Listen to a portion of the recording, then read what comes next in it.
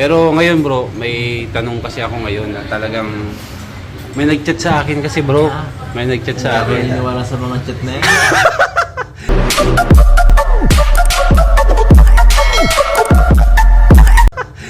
Mga fake news yan. Kaya nga di na ako nagpapabasa ng kung ano yung chat. Nagtatanong Kasi niya. mga nanluloko, nangaasar lang. Kakaasar lang. Oo, kaya ay, sakit sa utak ko lang. Yung iba kasi, hindi natin, naano ka lang. Gusto ko lang asarin. Inaasaran ka lang ha. Bahala sila. Abay na Mga ba bata ka alam na mga bata ko sa ganyan eh. Dapat wala akong nakikita ng proof. Hindi ako magalaw. Yan, tama yun bro. At least, kapag doon ka sa may proof. Oo.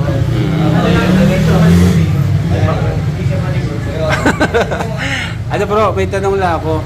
Kasi may nag-chat sa akin. Ito kasi yung kasama kasi ito bro sa sa pitong nagkakagusto kay Beyonce. Kasama ka dun eh. Ngayon, may nag-chat sa akin na isa. Nagsabi siya, ang tanong niya ba naman sa akin, Sir Olives, matanong ko lang, sila na ba ni Beyonce?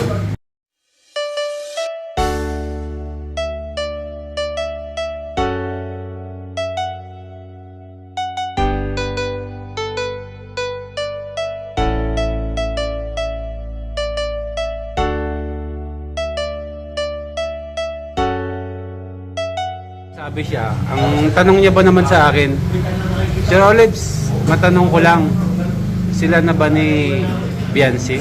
Kasi kung hindi pa, puporma pa ako. Yun ang sabi niya bro. Ngayon, gusto niya makipag-meet up sa Baguio. Anong masasabi mo doon bro kung gusto niya makipag-meet up sa Baguio?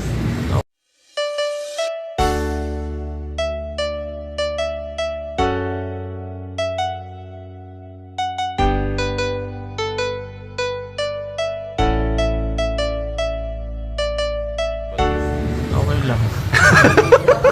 Pag-meet up siya. Wala masama. Wala man masama, ano ba? Hindi naman tayo masyadong wala sa ganyang bagay. Pakikipag-meet up lang naman. Pero siyempre, dapat kasama ka bro. Oo naman. Pag makikipag-meet up, di ba? Siyempre di mo tayo makakaiwas tayo eh. Siyempre kasama naman natin si Bessie at siyempre di mo tayo basta-basta kapagkatiwala kung kanina. Yan, tama bro. At may nag-request pa sa akin kung pwede daw ipusas ko kayo dalawa. Payag ko ba doon bro? Para at least bro, pag pinusas ko daw kayong dalawa, hindi talaga kayo magkakalayo. Lagi kayo magkasama. Yun ang request ng mga viewers bro. Para at least makipag-meet up man daw yung admirer ni YP, walang magagawa.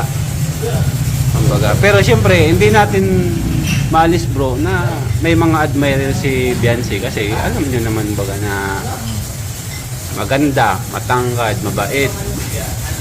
Kumbaga, nasa kanya na din yung mga katangian na talagang magugustuhan ng isang lalaki. Pero, bukod doon bro, ikaw rin pinapabantay. Alam mo kung bakit bro? Pinapabantayan ka rin ng mga viewers. Kasi baka daw may lumapit sa'yo doon. Ano sa tingin mo bro? Ha? Ingrid doon eh. Bro, Ingrid eh. Natural may marapit sa akin. yun na nga. Kaso yung lalapit sa'yo bro, may ano daw. Umaga gustong gusto ka, patay na patay sa'yo. Kaya sabi ng viewers, pakibantayan. Ha? Hindi ganyan guys. Pangit yung gano'n nananakal na. Oo. Dapat hayaan nyo lang ang tao. Oo.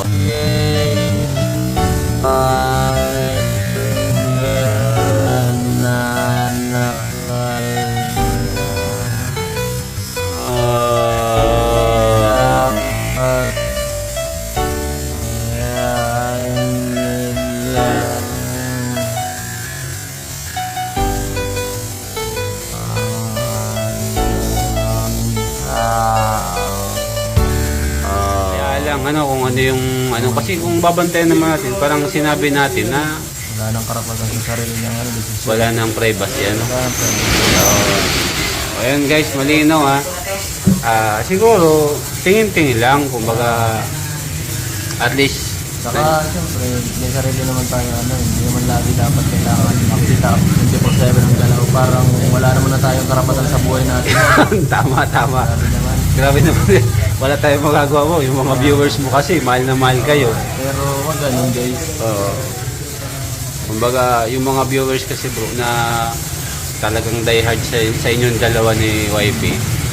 Kumbaga, ayaw na ayaw nila na may involve pa na iba. Kumbaga, masingitan o ano pang ano.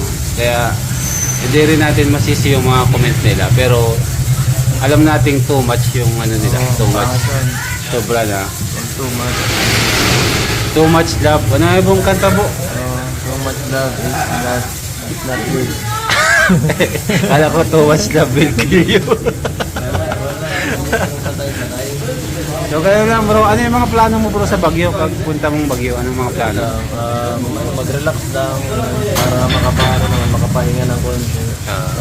Siyempre, ano lang, enjoy niya sa yung mga pupuntahan.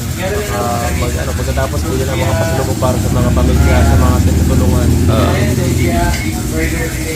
Para at least makapag-relax naman, hindi lang naman puro ano baga ano. Oo. Pero pang ilang ano mo na, ilang days mo nang pagpunta nun sa Baguio, pang ilang days? Pandalawa na? Oo nga kasi nung una pala, doon din ang Baguio. Okay yan bro, at least ma-relax muna kayo ano, tapos enjoy mo lang. Enjoy nyo lang habang single ka pa.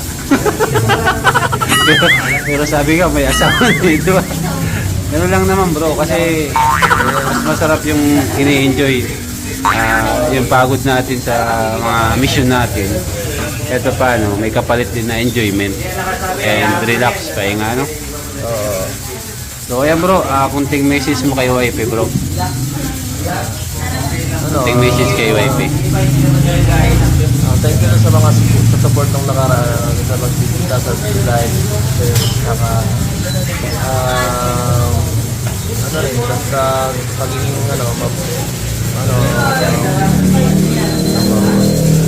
mabait.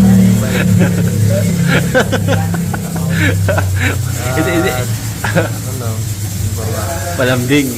Hindi ba kasama yung malambing? Malambing ba si YP bro? Hindi. Hindi naman. Hindi masyado?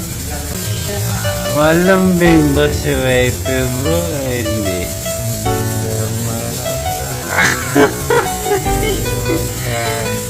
Hindi masyado.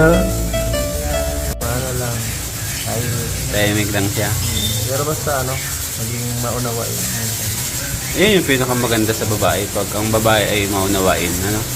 Kasi yun yung kailangan natin eh. Yung sobrang mapangunawa. Kailangan natin sa isang babae. So ayan bro, good luck sa Baguio and kita-kits na lang tayo doon bro.